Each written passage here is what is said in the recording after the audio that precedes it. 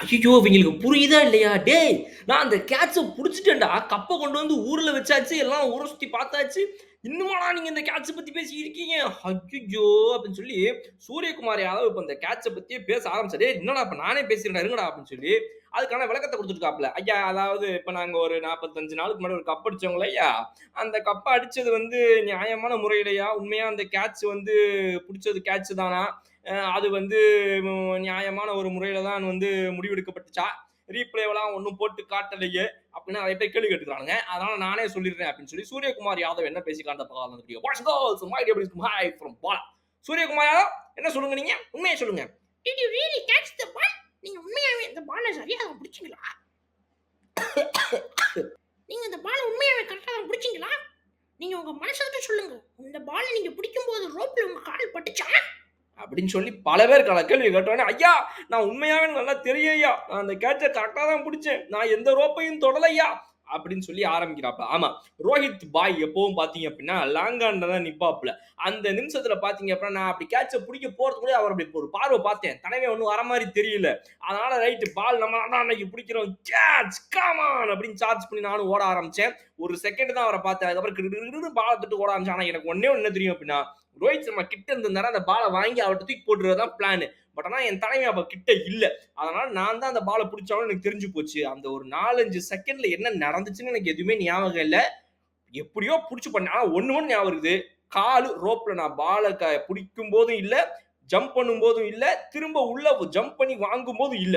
காலு எங்கேயுமே அந்த ரோப்ல படவில்லை. அப்படிங்கிறது மட்டும் எனக்கு ரொம்ப தெளிவா தெரியும் அப்படின்னு சொல்லி அவர் சொல்றாப்ல. Was the catch clean? Did Surya Kumar Yadav's foot take on advertising skirting? Replays have been inconclusive so far. யாரு?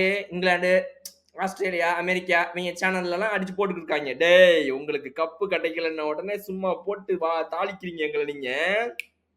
இருடி உன்னை கவனிச்சுக்கிறேன் அப்படின்னு இந்தியா ஃபேன்ஸ் யோசிச்சுட்டு இருக்காங்க. ஸோ அவங்களுக்கு அவங்க ஸ்டைலே பதில் சொல்லணும். இவர் சூரியகுமார் யாதவ் என்ன சொல்றாருன்னா, when I pushed the ball and took the catch, I knew hadn't touched the rap அப்படின்றாரு. அதாவது அவர் வந்து இந்த கமெண்டேட்டர் ஸ்டைல் என்ன சொல்ல வர்றாருன்னா, நான் அந்த பால புஷ் பண்ணும்போதும் சரி, திரும்ப வந்து கையில பிடிக்கும் போதும் சரி, என்னோட கால் ரோப்பில் படவில்லை ஐயா.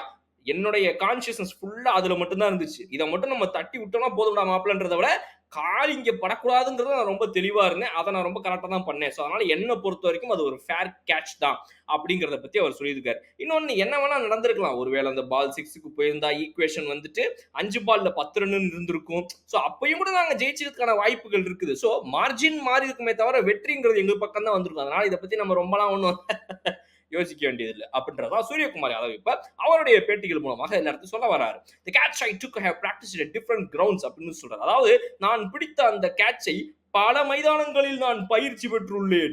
அதாவது காற்று திசையை ஏற்றவாறு இந்த பக்கம் காத்து புஷ் என்று அடிக்கும் போதும் சரி, அந்த பக்கத்தில் இருந்து காத்து ட்ரம்ப் என்று அடிக்கும் பொழுதும் சரி, எல்லா பக்கத்திலிருந்தும் அந்த காட்சை நான் பிடித்து பழகி இருக்கிறேன். அதனால் இது வந்து ஒரே தினத்தில் ராவோடு ராவா அடித்துக் கொண்டு போகும் கேட்ச் இல்லை. நான் பல நாட்களாக பயிற்சி பெற்ற கேட்ச். அதனால எனக்கு ரொம்ப நாளா தெரியும். இது எனக்கு ஒன்றும் பிரச்சனை கிடையாது அப்படின்னு சொல்லி சொல்றாப்ல. ஆமா தலைவன் எங்கிருந்து வந்த ஆளு? இப்படிப்பட்ட ஒருத்தரை நம்ம எப்படியா நம்ம சந்தேகப்பட முடியும்னு சொல்லி பொலாட் அவர்கள் வந்துட்டு அந்த ஒரு ஃபீல்டிங் பிராக்டிஸ் கொடுத்தா நம்ம பார்த்துருக்கோம். எப்படி ரோப்பை அடி பிடிச்சிட்டு வரணும் மும்பை இந்தியன்ஸ் இதுல இருக்கும்போது டக் அவுட்ல. அதனால அந்த மாதிரி இடத்துல வந்தவரெல்லாம் வந்து இப்படி பண்ண வாய்ப்பே கிடையாது. அதை தாண்டி டிவியில பாக்குறவங்க பைத்தியக்காரங்களா போய் அந்த பக்கம் வத்தி அப்படின்னு வத்தி விட்டுருக்காங்க. நீங்க இந்த கேட்ச் பத்தி என்ன நினைக்கிறீங்க? உங்களுடைய கருத்துக்கள் என்னன்றத கமெண்ட் செக்ஷன் சொல்லுங்க. இன்னும் சூப்பரான வீடியோ நான் உங்களுக்கு பாக்குறேன். அது வரை உங்களுக்கு